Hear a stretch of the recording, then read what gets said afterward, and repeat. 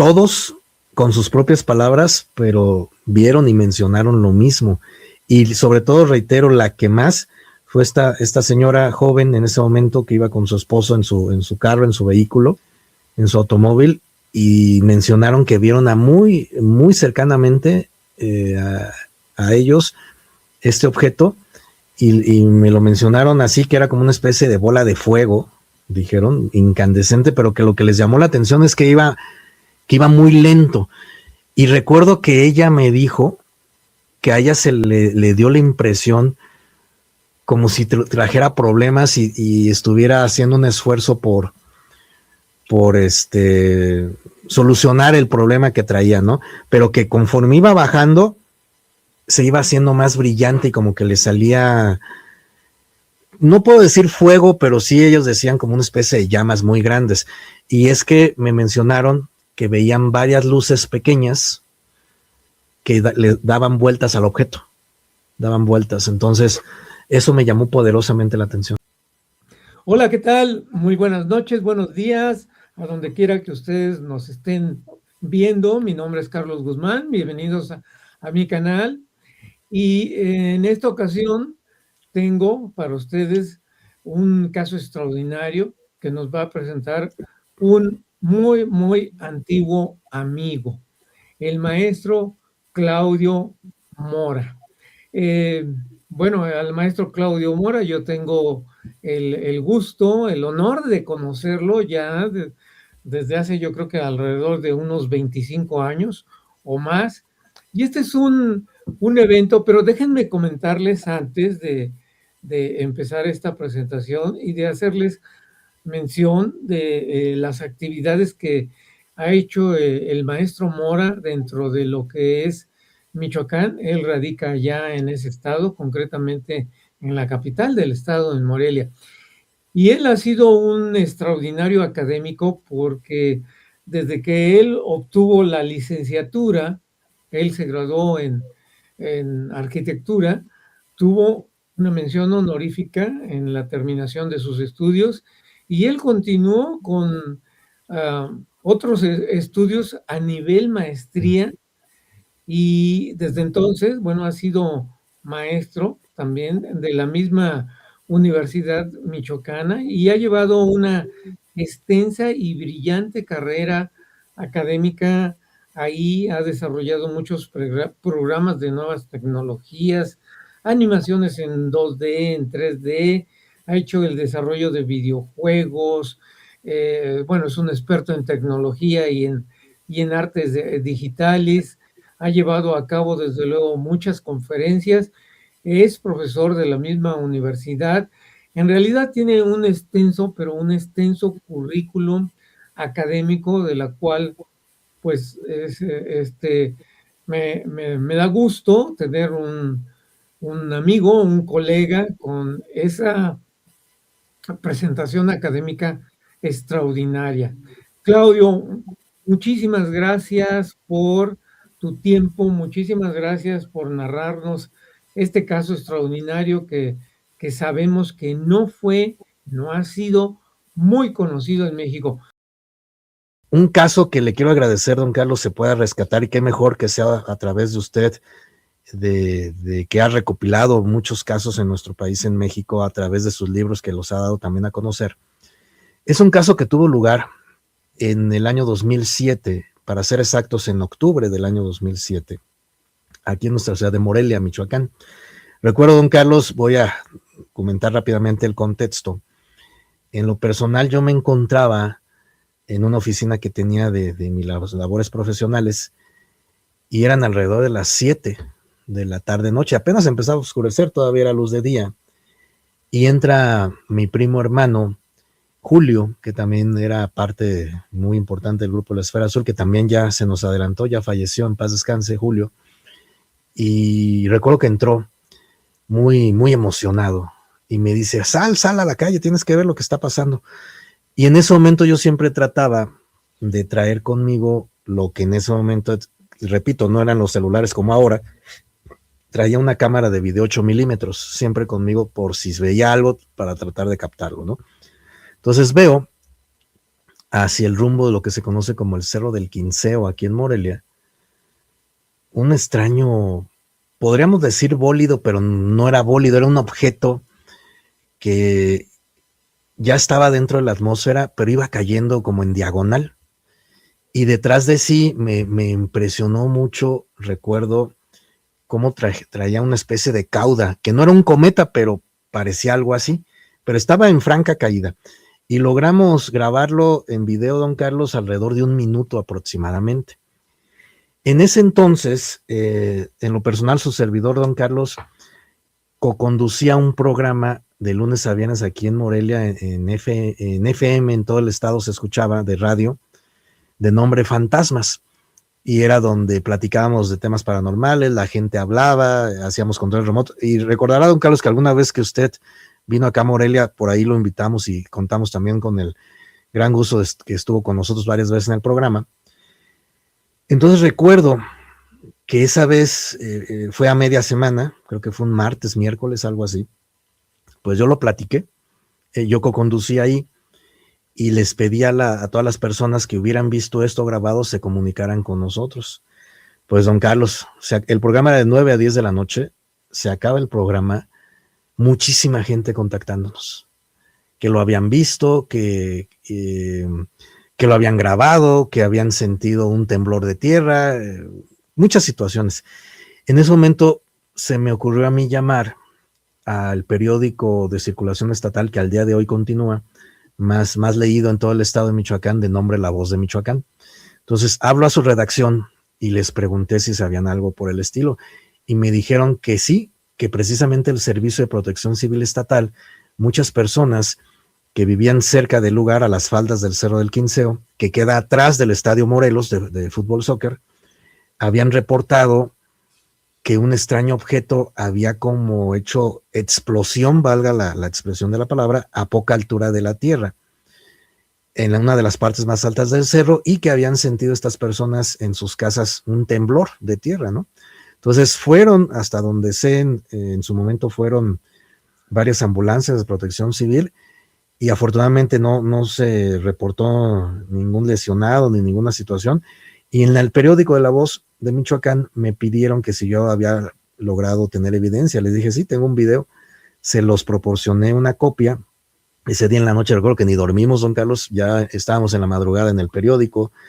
Yo quería ir a entrevistar a la gente. Pudimos hablar esa noche con algunas personas, pero nos desocupamos ya hasta en la madrugada. Al siguiente día, en 8 columnas, en la sección de nota roja de este periódico, pues se publicó, y una captura de pantalla del video que yo capté, y donde incluso se mencionó, dice, las autoridades no saben qué pudo ser esa extraña luz.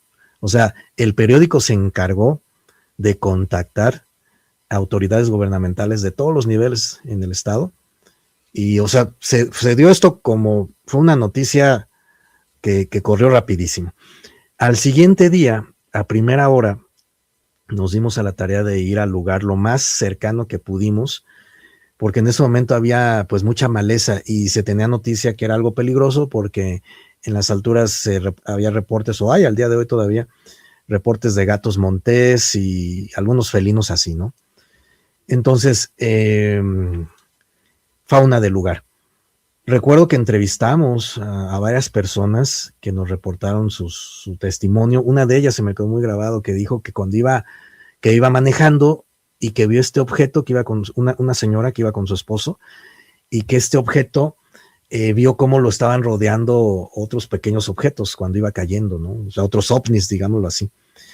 Entonces, queríamos saber más al respecto, pero pues dijimos, ¿cómo? Y dijimos, la única forma es sobrevolar el lugar. Teníamos más o menos la idea de dónde había sucedido. En ese momento, pues, don Carlos, no existían como ahora los drones, que hubiera sido mucho más fácil, menos aún el posicionamiento global a través de aplicaciones móviles o algo por el estilo. Entonces, nosotros teníamos un fondo de ahorro en el grupo de la Esfera Azul, y que lo utilizamos, y recuerdo que rentamos una avioneta, fíjese nada más, rentamos una avioneta, y logramos ir, mi primo Julio, repito, en paz descanse, mi compañero Efraín Rodríguez, Billy, y su servidor y el piloto de la aeronave. Éramos 4 personas, despegamos del aeropuerto aquí de la ciudad de Morelia, y más o menos donde pensamos que había sucedido esto, pues fuimos a las partes más altas del Cerro del Quinceo. Después de dar unas 2 vueltas, recuerdo, a todo el cerro, porque es muy grande, localizamos el lugar. ¿Y cuál fue nuestra sorpresa, Juan Carlos? Desde el aire fuimos grabando en video, tenemos esos videos también, que se veía, yo calculo, aproximadamente 1 hectárea de extensión de terreno, varios árboles arrancados desde la raíz, y se veía una gran extensión de terreno que reflejaba como con una coloración gris, plata o plateado, como si hubieran arrojado pintura plateada, en pocas palabras, don Carlos, pero en muchas cantidades en área del terreno, ¿no? Recuerdo que el capitán de la aeronave, de la avioneta, el piloto, se sorprendió y nos dijo, dice, pues yo todos los días vuelo y nunca había visto algo así. Entonces desde el aire hicimos rápido un croquis, un pequeño mapa para, les repito, pues no había la tecnología de ahora de posicionamiento global o algo por el estilo, ¿no? Para luego ir desde tierra. Y aterrizamos en el aeropuerto y de ahí nos fuimos otra vez al Cerro del Quinceo. Fue una investigación de campo muy, muy grande, muy amplia. Y pues literalmente escalamos el cerro. Sí fue algo, pues sí, peligroso, porque sí nos topamos con alguna fauna propia del lugar, con todo el cuidado del mundo. Pero cuando llegamos a esa parte, don Carlos, recuerdo que la impresión que tuvimos fue, pues, muy especial es la palabra, ¿no? No nos dio miedo, pero sí tuvimos obviamente cuidado, porque el hecho, vamos a imaginar así, estuvimos en el lugar y vimos árboles arrancados desde la raíz, plantas de todo tipo, sobre todo había muchos cactus, árboles, decía, que les había caído esta extraña coloración gris-plata, pero era tan brillante que cuando reflejaba la luz del sol hasta nos cegaba en los ojos, ¿no? Y lo primero que se nos ocurrió, pues fue tomar, obviamente, muestras de vegetales, tanto dañados como no dañados, para que se le hicieran las pruebas respectivas, pertinentes, y pensamos en ir al área de biotecnología de la Universidad Michoacana y al área de metalurgia, don Carlos. Ya estando ahí en el área, cuando ya emprendieron la caminata, más o menos, ¿qué extensión territorial abarcaba esa extrañeza que detectaste? Gracias, don Carlos. Calculo que sí, aproximadamente era más o menos 1 hectárea de extensión. No era obviamente un terreno regular, ¿no? Pero sí aproximadamente era eso. Y nos llamaba la atención que lo que hubiera caído ahí, o sea, siempre que escuchamos, por ejemplo, es menester aclarar más este punto, don Carlos, de un posible estrellamiento de un objeto volador no identificado, lo primero que nos viene a la mente es que caen pedazos o cosas por el estilo. No. Aquí lo que, por el testimonio de varias personas y lo que nosotros pudimos videograbar del objeto que también observamos, es que parecía ser que el objeto al entrar a la atmósfera se iba literalmente derritiendo. O sea, y lo que hubiera sido su material de este objeto, pues se iba derritiendo. O sea, estaba cayendo en un material, valga la expresión, viscoso.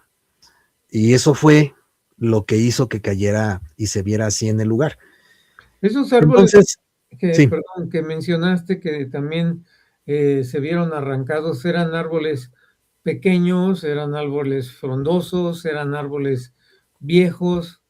Fíjese que no eran demasiados árboles, pero sí eran algunos, y eran, digamos, árboles medios, ni árboles chicos, ni tampoco muy grandes, pero sí árboles medios, y sí vimos varios. Y decía don Carlos, se veía que pues era irregular, o sea, no era que lo que cayó, esta extraña sustancia viscosa, por llamarlo así, que hubiera caído en un solo lugar o todo así en total, no, sino fue en unos lugares sí, unos lugares no, unos más, unos menos, y se veía, repito, como una sustancia viscosa que hubiera caído y literalmente se impregnó, se incrustó. Esa sustancia que ya cayó, tú dices viscosa, pero ya la viste tú petrificada, dura, ya no Sí, viste la viscosidad Sí, que... incluso, digamos, para imaginárnoslo un poco más, nos daba la impresión, don Carlos, como si hubieran aventado, valga la palabra, desde el aire muchas cubetadas de pintura plateada, por llamarlo así, porque incluso recuerdo que cuando estábamos en el lugar, si nos movíamos y de tal lado dábamos en nuestra vista con el ángulo que daba los rayos del sol a los vegetales dañados, es como si con un espejo reflejáramos el sol y nos diera ese reflejo en los ojos. O sea, realmente era nos enceguecía los ojos. Entonces teníamos ese cuidado.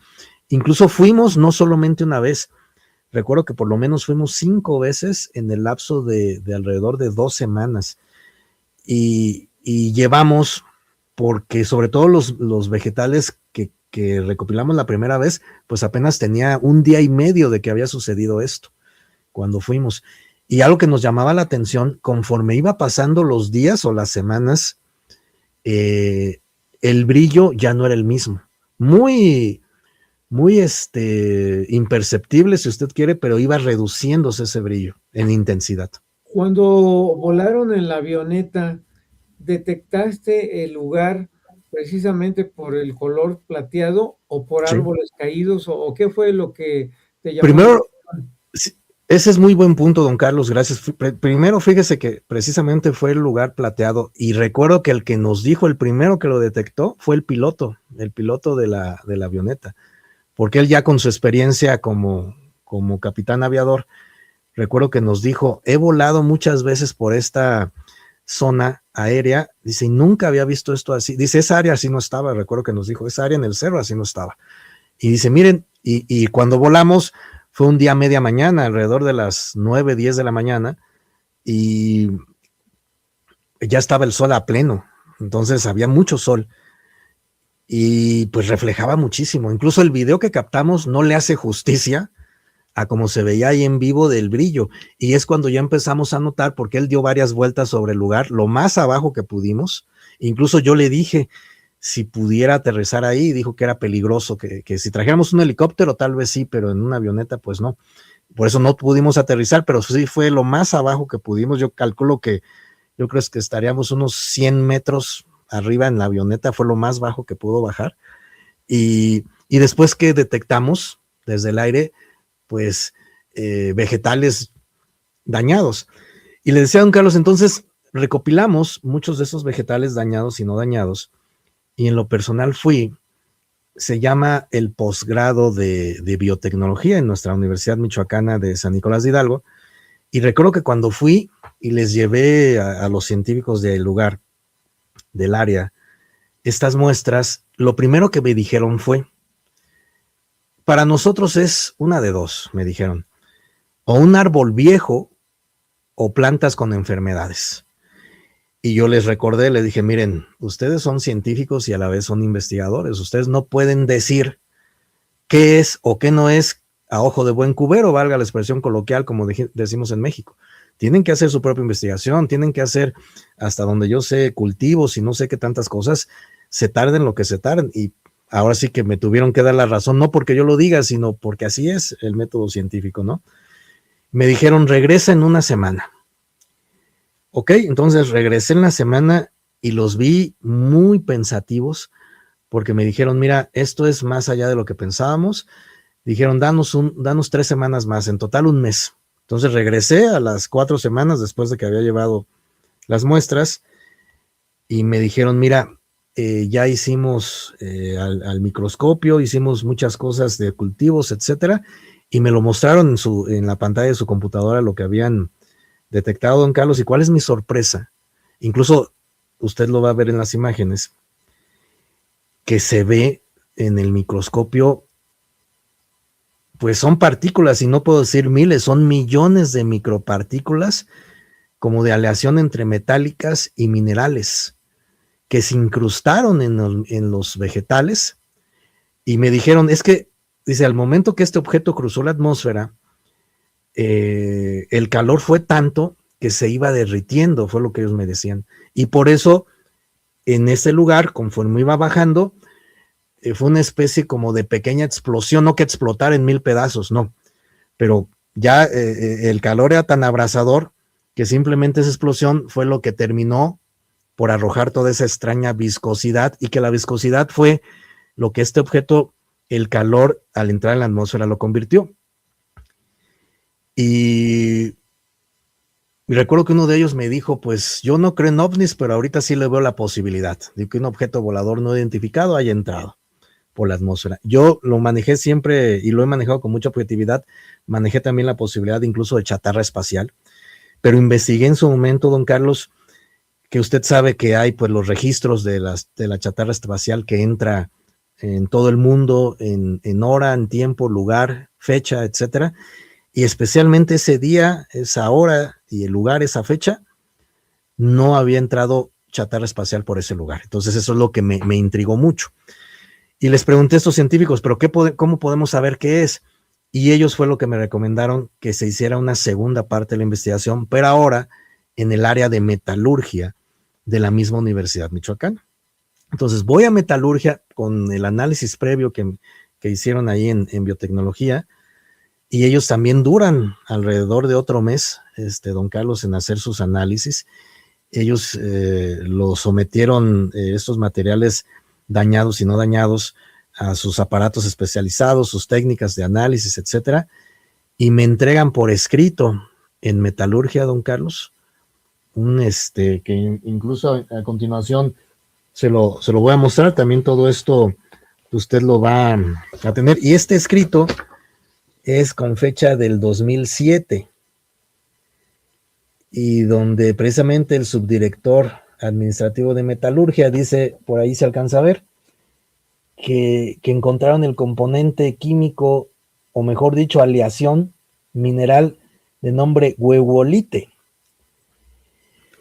Y cuando les pregunté qué era, recuerdo que me dijeron, dicen, miren, por ejemplo, aquí también están las gráficas del espectrómetro de todos ellos y todo lo que tengo en documentación, firmado por ellos. Y me dijeron que era algo muy extraño, porque huehuelite como tal, los químicos que nos estén escuchando, sintonizando, sabrán a qué me refiero. Es un componente, una especie de aleación que se ha dado en nuestro planeta, sí, pero en muy contadas ocasiones, y que la particularidad del huehuelite o huehuelite, de esta aleación de varios compuestos químicos, específicamente algunos minerales, se da únicamente en lugares con muy alta temperatura. Y me dijeron que los casos que ellos conocen en nuestro planeta, que repito que son contados, ha sido a nivel subterráneo y sobre todo en minerales o en rocas, pero que era la primera ocasión que ellos tenían noticia o conocimiento que se diera este mineral en plantas, o sea, en el reino vegetal. Y es ahí donde incluso recuerdo que ellos me dijeron que para ellos sería tema hasta de exposición en congresos de metalurgia y de biotecnología, y que realmente, pues, esto en pocas palabras hace aún más fuerte la postura de que es algo que literalmente le cayó del cielo, que en resumen entró por la atmósfera terrestre, y por esa misma temperatura tan alta, al cruzar la atmósfera, el objeto se iba pues derritiendo. Aquí cabe hacer mención de esto, don Carlos. A veces tendemos, me incluyo, a tener un error de apreciación. ¿A qué me refiero?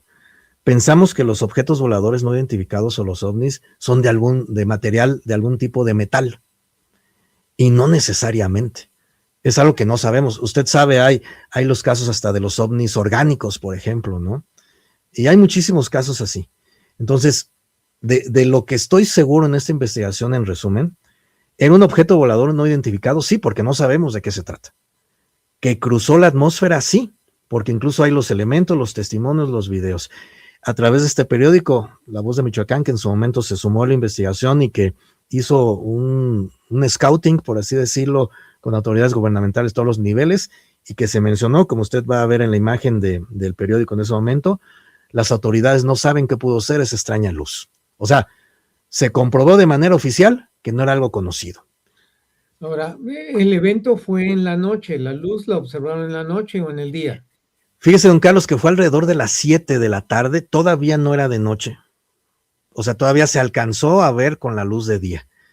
Y adelante, Y don Carlos. en tu investigación encontraste a personas que vieron en sí la bola luminosa, el objeto, ¿o no? Sí, sí, incluso recuerdo uno de los testimonios que más me llamó la atención es de una persona, una señora joven, que mencionó que ella iba en su vehículo con su esposo cerca del lugar y que entendí que iban en el tráfico o algo así, o sea que pudieron verlo con detenimiento, no traían en su momento una cámara o algo así, pero ella menciona que lo vio muy cerca y que ser un objeto, pues ella lo dijo que muy brillante, incandescente, y que lo que se le hizo muy extraño, dice que pequeñas luces, más, ahora sí que más chicas, varias, estaban girando alrededor del objeto. Entonces, lo que voy a comentar a continuación, don Carlos, ya no lo puedo asegurar, pero es una hipótesis en base a casos similares que usted sabe han sucedido en varias partes del mundo en varias épocas, que este tipo de objetos cuando se acercan a la mancha urbana o las ciudades, para que no se estrellen o hagan algún daño, por decirlo así, pues sí, a la ciudad como tal, estos extraños objetos más pequeños es como si hicieran una labor de desviarlo o algo por el estilo, ¿no? Se mencionaba, hubo por ahí algunos astrónomos de la UNAM, porque aquí en Morelia hay un posgrado de astronomía de la UNAM, de la Universidad Nacional Autónoma de México, con quienes también conozco varios astrónomos, me llevo muy bien con ellos, pero hubo uno en especial, con todo respeto, que no estuve de acuerdo con él, don Carlos, porque él mencionó algún medio de comunicación, porque también a él se le llevó, o sea, yo distribuí varios de estas muestras a muchas autoridades, a muchos científicos, y a él le llegó una de ellas. Esas muestras que mencionas estuvieron concentradas en esa hectárea que tú recorriste. Sí, don Carlos, incluso las recolectamos de varias, no nada más de un tipo de vegetales, porque le decía, fueron árboles, fueron plantas de diferentes tipos de plantas, cactus, etcétera. O sea, yo recuerdo que sobre todo nuestro compañero y amigo Efraín Rodríguez Villa, a quien le envió un afectuoso saludo, él llevaba una navaja multiusos y recuerdo que con esa navaja, con mucho cuidado, incluso él es paramédico y sabe varios tipos de precaución de materiales peligrosos y cosas así, hacía cortes, digamos, de los cactus que eran muy grandes, del área dañada y del área no dañada. Y es lo que hacíamos como para hacer ese punto de comparación en los análisis. Y le decía, hubo un astrónomo del posgrado del UNAM aquí, que con todo respeto también faltó a la objetividad del profesionalismo científico, ¿no? Porque recuerdo que lo vio y lo tuvo, me voy lejos y lo tuvo en su mano unos 5 segundos, don Carlos, y dijo, para mí esto es un árbol viejo, y lo quiso hacer menos. Incluso yo le dije a él, con todo respeto, le dije, es que usted tómese también la molestia de investigar. Le dije, nosotros fuimos al lugar, hicimos investigación de campo varias veces. Hemos ido con los científicos de la Universidad Michoacana y ellos mismos incluso estaban hasta en la mejor disposición de debatir con este astrónomo y él ya no quiso, porque se vio expuesto. Y es lo que menciono siempre, ¿no? Decir, bueno, se vale el escepticismo, pero usted sabe, don Carlos, que una cosa es el escepticismo y otra cosa el negacionismo. Entonces, creo que todos como investigadores debemos ser escépticos, pero abiertos, ¿no? Decir, bueno, esto es por esto o esto no es por lo otro. Y afortunadamente eso no trascendió de él, porque sí, en ese astrónomo en especial. Nosotros seguimos haciendo la investigación, don Carlos. Adelante, don Carlos. Esos pedazos que encontraste, ¿tuvieron oportunidad de pesarlos? ¿Eran pesados esos restos que Fíjese que encontraste? sí, ese es un buen punto, don Carlos. Sí se sentía la diferencia, pero no era demasiada. ¿Sabe cómo se sentía? No era un peso tanto como físico. Si me permite la expresión, era como si estuviera cargado de un tipo de energía. Incluso nosotros en su momento pensamos que habría algún tipo de electromagnetismo. Y aunque no teníamos en ese momento el material, por ejemplo, un contador Geiger o algo así para leer el electromagnetismo, pero lo que sí recuerdo que nos comentaron en ambos lados, tanto en metalurgia como en biotecnología, que sí encontraron muy pequeñas, pero encontraron cargas electromagnéticas, pero que afortunadamente eran de carga positiva, no negativa, o sea, no hicieron daño, ¿no? Entonces, pero sí, muy pequeño, pero sí hubo un aspecto ahí de electromagnetismo, que eso es más raro, porque supuestamente, pues usted sabe que no podría ser un vegetal que emitiera electromagnetismo, ¿no?